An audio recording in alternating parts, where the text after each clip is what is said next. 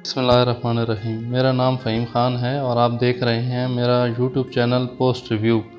इस चैनल को बनाने का मकसद आवाम की रहनुमाई करना है, क्योंकि आजकल हर बंदा सोशल मीडिया से जुड़ा हुआ है और जो दिल में आए पोस्ट कर देता है। इनमें कुछ लोग ऐसे भी होते हैं जो अपने मुल्क और कौम की खातिर अपने जज्बात बयान करते हैं और कौम को कुछ बेहतर पैगाम देना चाहते हैं, मगर उन लोगों की पोस्ट समझे बिना स्किप कर देते हैं और कुछ लोग तो पढ़े बिना ही स्किप कर देते हैं। बस सिर्फ सियासतदानों और बड़े लोगों की पोस्टें ही पढ़ते हैं, मगर इन सियासतदानों और बड़े लोगों को बड़ा बनाने वाले, इनके बारे में लिखने, बोलने और सोचने वाले इन छोटे और आम लोगों को नज़रअंदाज कर देते हैं। आम लोगों के जज्बात और नज़रियात पे कोई अपना वक्त ज़ाया नहीं करना चाहता, मगर ये मत भूलें कि ये आम लोग ही अवाम हैं और अवाम ही मुल्क की सबसे बड़ी ताकत होती है, जिससे पूरा मुल्क चलता है। और कुछ लोग ऐसे भी होते हैं जो बेमकसद पोस्टिंग करते हैं, जिससे आवाम पे गलत असर पड़ता है। ऐसी तमाम पोस्टों पे अपना तजिया करके मैं आपके सामने पेश करता रहूँगा, मगर कोशिश किया करें कि दूसरों की पोस्टें शेयर करने या दूसरों के ट्वीट को रीट्वीट करने के बजाय खुद से पोस्ट किया करें। तो चलिए बढ़ते हैं अपनी पहली पोस्ट की तरफ। किसी हसीना खान साहिबा ने पोस्ट की है, मैंने कुरान मजीद हिफ्ज़ कर लिया है, कोई है जो मुझे मुबारकबाद देकर शेयर करे। नीचे और भी लिखा है, मैं एक गरीब फैमिली से हूँ, इसलिए मुझे पता है आप मुझे शेयर नहीं करेंगे, काश कोई मुझे भी शेयर करता। जिसने भी ये पोस्ट की है बिल्कुल गलत है, कोई भी इसको शेयर ना करे, क्योंकि ये वो लोग हैं जो थोड़े से लाइक और शेयर के लिए अब ऐसी पोस्टें करते हैं, जिसमें अल्लाह और रसूल के नाम पर और कुरान मजीद के नाम पर सिर्फ लाइक हासिल करने के लिए इस्लाम को दाव पे लगा देते हैं। और इनको इतनी भी शर्म नहीं होती कि जिस रब ने हमें मुसलमान पैदा किया, नबी पाक सल्लल्लाहु अलैहि वसल्लम का उम्मती बनाया, कुरान मजीद नाजिल किया हमारी बेहतर रहनुमाई के लिए, हम इसी कुरान मजीद को पढ़कर इसे हिफ्ज़ करके पहले ही अपने रब के हुजूर बहुत बड़ा दर्जा हासिल कर लेते हैं, फिर इसे इस बेहयाई के प्लेटफार्म पर चंद लाइक और शेयर के लिए क्यों बेचें। इन लोगों को ना दीन की समझ होती है ना दुनिया की, बस जो दिल में आया वो फेसबुक और ट्विटर पे पोस्ट कर दिया। मगर अब ऐसा नहीं होगा, अब हम ऐसी तमाम पोस्टों को शेयर नहीं करेंगे, बल्कि ऐसी पोस्टें करने वालों को ब्लॉक करेंगे, ताकि ये लोग ऐसी पोस्टें करना ही बंद। अपनी अगली पोस्ट शामिल करने से पहले मैं ये बता दूं कि यूट्यूब पर ये चैनल बनाने का ख्याल मुझे ये पोस्ट पढ़ने के बाद आया, जो मैं अभी शामिल करने वाला हूँ। हमारी अगली पोस्ट की है किसी बाबा कोडा ने। ये साहब लिखते हैं, इस कौम को कीड़ा था, जहाँ कहीं भी फौजी देखते इन्हें सैल्यूट करना शुरू कर देते। अब फौज को सैल्यूट करने वालों को अकल आ गई होगी, आइंदा ये सड़कों पर नज़र आएँ तो इन्हें गंदे अंडे और जूते मारें। ये नहीं कर सकते तो कम अज़ कम इन्हें देखकर रास्ता बदल लें, ये अपने मालकों को काटने वाले कुत्ते हैं। मेरा तो ये पोस्ट पढ़कर खून खोल उठा, और बाकी जिन लोगों ने ये पोस्ट पढ़ी वो अपने ख्यालात का इजहार कमेंट में ज़रूर करें। ये बाबा कोडा जो भी है, अपने असल नाम और तस्वीर के साथ तो सामने नहीं आता, मगर इसकी सोच नहायत ही बुरी और मनफी है। अगर इसके लिए मैं घटिया का लफ्ज़ इस्तेमाल करूं तो वो भी कम होगा, क्योंकि ये बंदा पाकिस्तान की फ़ौज के बारे में इतनी बुरी राय रखता है और दूसरों को भी इसकी तलकीन करता है, जबकि पाक फ़ौज वो फ़ौज है जिसकी बहादुरी और दलेरी से पूरी दुनिया खौफ खाती है। और आवाम को ये बताने की ज़रूरत नहीं कि पाक फ़ौज की बदौलत ही पाकिस्तानी कौम आज़ादी की सांस में ज़िंदगी गुजार रही है। किसी एक इशू के बेस पर हम अपनी फ़ौज से मोहब्बत करना छोड़ दें, ये कौम इतनी बेज़मीर और मुनाफिक नहीं है।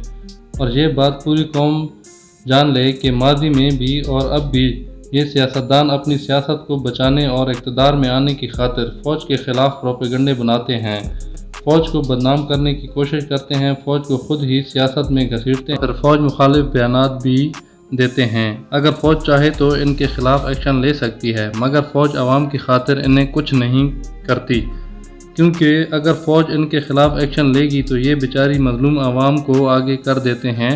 इनको पता होता है कि आवाम बिना सोचे समझे हमारे कहने पे आगे आ जाएगी, हम तो बच जाएंगे, नुकसान आवाम का हो जाएगा और बदनाम फ़ौज हो जाएगी। और ये आवाम और फ़ौज की आपसी रंजिश पर दोबारा अपनी सियासत को चमका लेंगे। मगर पाक फ़ौज को अपने मुल्क और कौम की सालमियत की फ़िक्र है, जिसकी वजह से ये सियासतदान हमेशा बच जाते हैं। PTI की हुकूमत का आना और जाना अगर पाक फ़ौज के सरबराह के हाथ में था या उसके कहने पे PTI की हुकूमत आई या गई, तो आज तक इसका कोई भी रिटन या वीडियो सबूत क्यों सामने नहीं आया। PTI की हुकूमत फ़ौज की बदौलत आई, ये पूरी PDM का बयानिया था। PTI की हुकूमत फ़ौज की बदौलत गई, ये PTI का बयानिया है, मगर सबूत किसी के पास कोई नहीं। बस आवाम को बेवकूफ़ बनाने के लिए बयानात दिए जाते हैं, क्योंकि इन्हें पता है कि आवाम इनकी बातों में आ जाती है। अगर फ़ौज इमरान खान के साथ होती तो PDM की हुकूमत आ सकती थी, या फ़ौज PDM के साथ होती तो PTI पंजाब में ज़िमनी इलेक्शन में 15 सीटें जीत सकती थी। फ़ौज किसी पार्टी के मामलात में दखलंदाजी नहीं करती, मगर ये सियासतदान अपने बयानिए और सियासी दावपेच के ज़रिए आवाम के जहन में ये बात डालने में कामयाब हो गए हैं कि फ़ौज ही हुकूमतें बनाती और गिराती है, मगर ऐसा नहीं है। आवाम को सोचना होगा।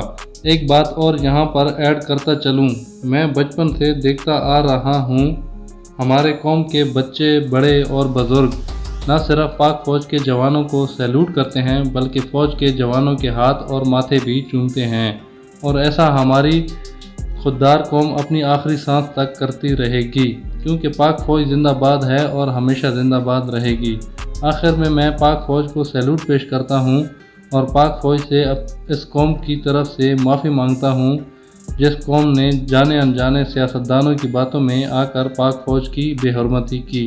पाक फ़ौज जिंदाबाद, पाकिस्तान पाइंदाबाद। हमारी अगली पोस्ट है वसीम खान PTI की तरफ से। जनाब पोस्ट करते हैं कि शुक्र है इस लड़ाई में ये तो पता चला कि चौधरी शुजात और परवेज़ इलाही साला बहनोई हैं। मैं तो सारी ज़िंदगी सगे भाई समझता था।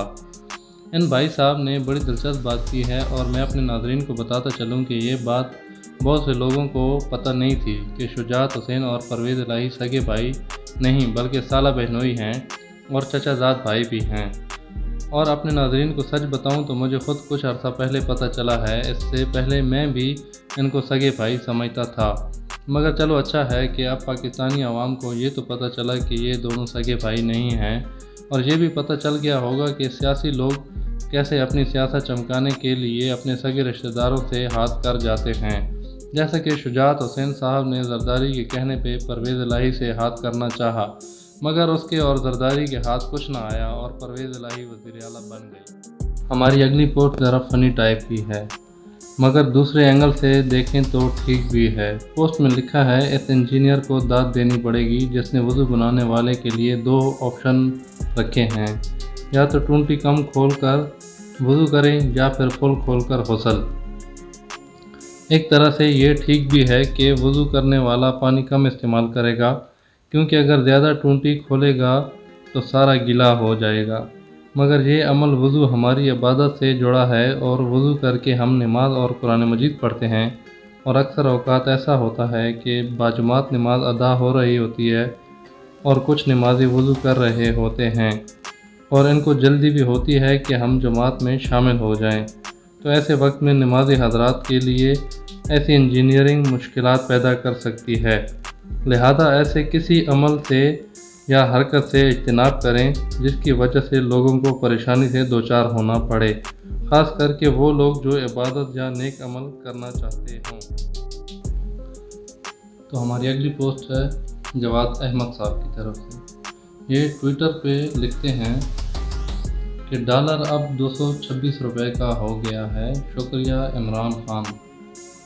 अब नफ़रत में अंधा होना और हक की बात ना करना कोई इनसे सीखे, क्योंकि जब इमरान खान की हुकूमत ख़त्म हुई तो डॉलर 182 रुपये का था, और आज 3 माह के बाद जब नून लीग की हुकूमत में डॉलर 226 का हो गया है तो ये इमरान खान का जिक्र कर रहे हैं। इमरान खान के दौरे हुकूमत में भी डॉलर 120 से 182 पे गया था, मगर ये तंजिया शुक्रिया उस वक्त अच्छा लगता। अभी जिनकी गलती है, जिनकी वजह से मईशत इतनी तबाह हो गई है, बजाय उन पे तंज करने के इमरान खान पे तंज करना कुछ मुनासिब बात नहीं। तो मेहरबानी फरमा कर थोड़ा उन पर भी तंज कर लें जिनकी वजह से इस मुल्क का बेड़ा गर्क हुआ है। आपका बहुत शुक्रिया। ہم اگلی پوسٹ شامل کریں گے جناب سراج الحق صاحب کی۔ سراج الحق صاحب فرماتے ہیں، روپیہ نہیں ملک گر رہا ہے، سٹاک مارکیٹ ہی نہیں پوری معیشت تباہ ہو رہی ہے۔ اس صورتحال پر حکمرانوں کے کہکہے، غیر سنجیدگی اور سیاست کو منڈی بنا کر خرید و فروخت کا عمل سسکتے عوام کے زخموں پر نمک چھڑکنے اور ان کا مذاق اڑانے کے مترادف ہے۔ آئی ایگری کہ سراج الحق صاحب نے بڑی صحیح بات کی ہے۔ یہ موجودہ حکمران جب سے حکومت میں آئے ہیں معیشت کو اٹھانے میں ایک بھی سنجیدہ عمل نہیں کیا۔ یہ اس قدر غیر سنجیدہ حکمران ہیں کہ عوام غریبی کی چکی میں پس رہی ہے، مگر ان کی عیاشیاں کہکہے اور لوٹ مار ختم ہی نہیں ہو رہی۔ جب ایک گھر میں مصیبت اور پریشانی آتی ہے تو گھر کے سربراہ کا سکون برباد ہو جاتا ہے۔ نہ وہ چین سے کھاتا پیتا ہے، نہ چین سے سو سکتا ہے۔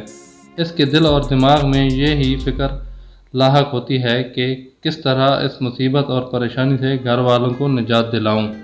گھر والوں کے لیے غور و فکر اور گھر والوں سے محبت اس سربراہ کی کامیابی کی وجہ بنتی ہے اور وہ اس مصیبت کو ختم کرنے میں کامیاب ہو جاتا ہے۔